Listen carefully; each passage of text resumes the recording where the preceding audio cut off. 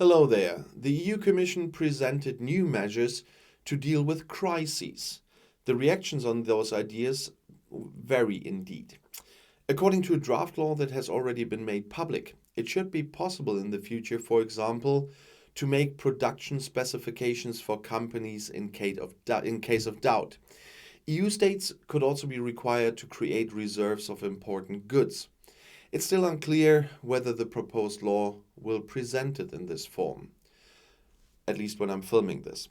The project is also intended to prevent problems caused by the corona pandemic, such as traffic jams for kilometers due to closed borders and the separation of family members. On the economic side, functioning supply chains are one of the most important functions to be maintained in the future. After the drafts became known, the head of the Commission, Ursula von der Leyen,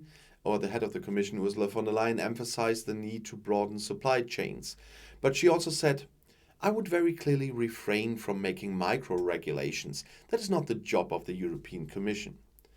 And Industry Commissioner Thierry Breton believes the economy is seeing the end of an era. The Frenchman recently announced that the long-standing belief in production processes tailored to tight time frames, geographic specialization, and long supply chains is outdated. In politics and business, the echo is divided, as I said.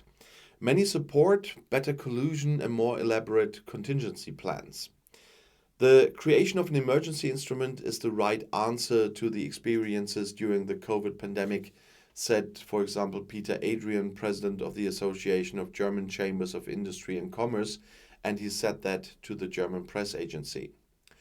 German companies handle more than half of their imports and exports with other EU countries, he says. They are dependent on the European internal market functioning smoothly, even in times of crisis. For him, however, possible production specifications are an encroachment on entrepreneurial freedom. And Nicolas Baer, the vice president of the EU Parliament, also praises parts of the plans, but is critical of possible information obligations for companies. And MEP Andreas Schwab made a similar statement.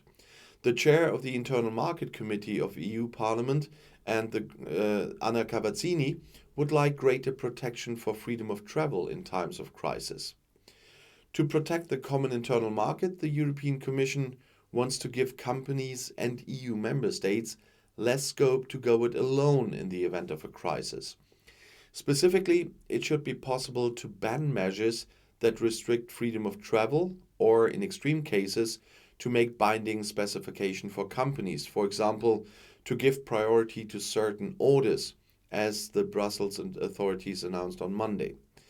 The COVID-19 crisis has made it clear that we must make our internal market work at all times, even in times of crisis, said EU Commission Vice President Margrethe Vestager. A number of countries had reintroduced border checks, especially at the beginning of the pandemic. Huge traffic jams, for example, sometimes disrupted supply chains. And Industry Commissioner Thierry Breton stressed, "We need to be better prepared to anticipate and respond to the next crisis." The EU member states and the EU Parliament must now discuss the proposals. Before they can become binding, both institutions have to negotiate a compromise. And I'll see you in my next video. I'll be back.